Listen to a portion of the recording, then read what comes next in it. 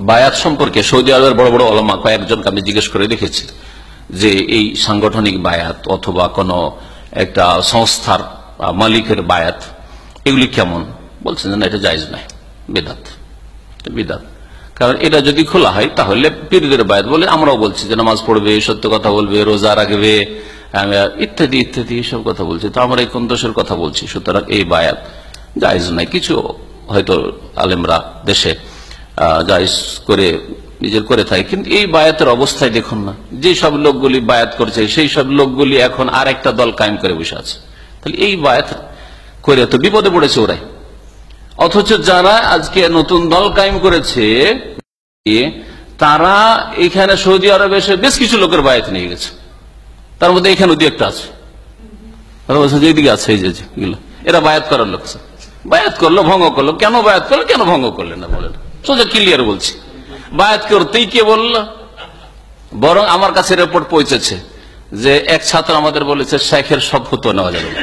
যখন আমি বলেছি না এই বায়াত ঠিক নয়, আজকে থেকে 5 বছর আগের ঘটনা, হয়তো 7 বছর হয়ে গেল, তখন বলছে শেখের সব ফতোয়া নেওয়া যাবে না। আমি বললাম কালেমাতু হক উরিদা বিহিল বাতিল, কথা তো ঠিক যে শেখের সব ফতোয়া নেওয়া যায়, আমিও বলছি আমার সব ফতোয়া না, কেন ইমাম শাফি মালিক আহমদের যদি সব ফতোয়া না নেওয়া যায় তা আমি কি আবার শেখ নাসিরুদ্দিন আলবানী সব ফতোয়া নেওয়া যাবে না, আমরাই নি না, আপনি কেন? শেখ নাসিরুদ্দিন আলবানী সব ফতোয়া চেহারা খুলে রাখতে হবে, দাড়ি এক মুষ্টি রাখতে হবে। শেখ নাসিরুদ্দিন আলবানী ফতোয়া নিলেন তাহলে এই ঘড়ি পরা যাবে না, চেন পরা যাবে না, তারপরে চুড়ি পরা যাবে না, বিবিদেরকে চুড়ি পরতে দেওয়া যাবে না, ইত্যাদি ইত্যাদি কত কি ফতোয়া রয়েছে। তাহলে হ্যাঁ, শেখের সব ফতোয়া নেওয়া যাবে না, কিন্তু সুবিধাবাদী হইলে হবে না। কথা বুঝতে পারছেন? সুবিধাবাদী হবেন, আমার ফতোয়াতে ভুল বের করে দেন, তারপরে নিয়েন না, আহলান ও সাহলান, ওয়েলকাম, কোনো অসুবিধা নেই। কিন্তু ভুলও বের করতে পারছেন না, না নেওয়া যাবে না। তো কয়দিন আগে বায়াত করলেন, আবার ভঙ্গ করলেন, এটা করতেই কে বললো? যারা এখানে বায়াত নিয়ে গেছে, যে ভাইয়েরা অনেক কিছুই করেছে, তারা আজকে আর একটা দল খাড়া করে বসে আছে। আরে চুপ থাকতেন, দল খাড়া করতেন না, চুপচাপ, না আমরা সন্তুষ্ট হতে পারছেন না, সুতরাং এই যা বায়াত করেছিলাম করে যা, চুপ থেকে যায়, আর এক দল কায়েম করে বসে আছে। কেন বলেন? তারপরে আরেক বড় বিদআতের রাস্তা খুলছে। হ্যাঁ, ওই পীরপন্থীরা বলবে যে মানে আপনাদের সংগঠনের বায়াত হলে আপনারা সুন্নত করে দেবেন, আর আমাদের যদি বায়াত হয়, হক্কানি পীরের বায়াত, আপনারা বিদআত করে দিবেন। তার জবাব কি দেবেন আপনি? ভাই, জিহাদের বায়াত আছে, ইসলাম কবুলের বায়াত আছে, আর রাষ্ট্রনেতার বায়াত আছে। রাষ্ট্রনেতার বায়াত মাশাআল্লাহ সৌদি আরবে আছে। দেখেন আমির মুগরেন যখন হলেন, সেকেন্ড ওলি আল আহাদ হলেন, তখন এখানকার যে আলী শেখ গ্রান্ড মুফতি, তিনি বায়াত করলেন, তার কাছে বায়াত করেন। এটাকে ভুল বুঝেছে অনেকে ফেসবুকে, তারা বলছে যে এটা আবার কেমন হলো। মানে মূর্খ লোকেরা কি বুঝেছে যে গ্রান্ড মুফতি নিজে পীর হয়ে বায়াত নিয়েছেন, আর বায়াত করছেন কে? আমির মুগরেন। না, এর বিপরীত, শাসক হচ্ছেন আমির মুগরেন, তার হাতে বায়াত করছেন কে? হ্যাঁ, শেখ আলী শেখ আব্দুল আজিজ আলী শেখ, যে আমি আনুগত্য ঘোষণা করছি এবং আমার কথা যারা শুনবে, একজন বড় মানুষের আনুগত্য করা বা বায়াত করা অনেকের জন্য যথেষ্ট। যেমন আমি যদি আনুগত্য প্রকাশ করি, আমার পরিবারের জন্য যথেষ্ট নয়, আমার পরিবারের জন্য যথেষ্ট, তার সাথে সাথে অনেক ছাত্রদের জন্য যথেষ্ট হতে পারে, ঠিক না? এই জন্য প্রত্যেকের বায়াত করতে হবে, গণতন্ত্রের মতো প্রত্যেককে ভোট দিতে হবে, এটা ইসলামে নেই। কথা বুঝতে পেরেছেন? গণ্যমান্য ব্যক্তিরা বায়াত করে না, আত্মসমর্পণ করে দিল যে হ্যাঁ, দেশের যে শাসক এসছে তাকে মানবো, তার আইন কানুন বিধি নিষেধ মানবো, দেশের আইন কানুন মেনে চলবে, এর নামই হচ্ছে বায়াত।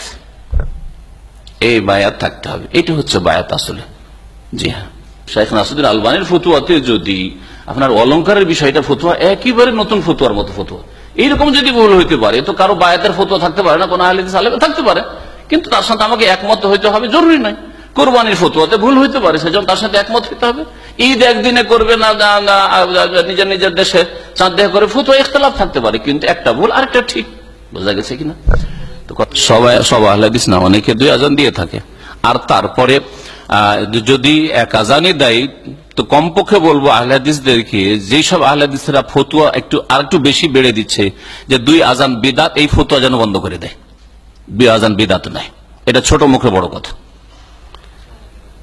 যদি একজন বড় আলেমের বিরুদ্ধে হেলালের মতো কেউ লোক বললে বা আপনার মতো কেউ লোক বললে যদি ছোট মুখে বড় কথা বিয়াদবি হয়, তো উসমান রাদিয়াল্লাহু তাআলা আনহু সম্পর্কে যদি কোনো আহলে হাদিস ফতোয়া দেয় যে 2 আযান চালু করা বিদআত, তাহলে ছোট মুখে বড় কথা বিয়াদবি। কথা বুঝতে পেরেছেন? বিয়াদবি এটা সাহাবারা আর বুঝতেন না। যদি সুন্নতের খেলাফ কাজ হয়তো প্রতিবাদ কেন করলেন না, চুপ কেন থাকলেন সাহাবীরা?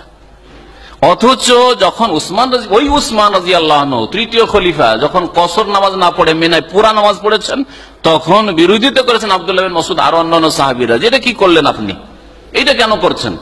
তারপরেও আলাদা করে জামাত করেনি যে না আপনার জামাত পড়বো না, এটা করেনি, কারণ এতে বিশৃঙ্খলা আর ঝগড়া বিবাদ সৃষ্টি হয়ে যাবে, ফিতনা সৃষ্টি হয়ে যাবে, ফিতনা এড়ানোর জন্য করেনি, তবে হক কথা প্রকাশ করেছেন। তাহলে বোঝা গেল যে সাহাবায়ে কেরামদের ইজমা হয়ে গেছে। এখানে একজন বড় শেখ বলছিলেন যে এটা সাহাবায়ে কেরাম ইজমা, কারণ সাহাবায়ে কেরাম কখনো ভুলের উপর সমর্থন দিতে পারেন না, যে খলিফা বলবেন এটা বিদআত আর বলে দেবেন যে ঠিক আছে, বা চুপ থেকে যাবেন। কেন চুপ থাকলেন তারা?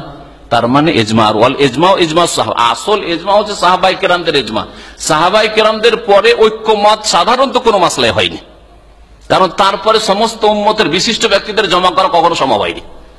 বুঝতে পারছেন আমার কথা? কিন্তু সাহাবায়ে কেরামরা ছোট্ট একটা এলাকায় ছিলেন, তাদের ঐক্যমত কোন ক্ষেত্রে হয়ে যাওয়া খুব সহজ ব্যাপার। মদিনায় মক্কায় আশেপাশে আছেন, একমত হয়ে যাওয়া খুব সহজ। কিন্তু আজকে সারা পৃথিবীতে ওলামারা ছড়িয়ে গেছে, কোন একটা বিষয় সম্পর্কে ইজমা ঐক্যমত হওয়া অসম্ভব কথা। আজকে যদি বাংলাদেশে ভারতে যদি বলে যে আমরা একমত পোষণ করছি, তো আফ্রিকাতে আপনার আর মরক্কোতে বা ইউরোপে বলবে যে না আমরা এটা মানি না, তাহলে কোথায় ঐক্যমত হবে? সম্ভব নয়।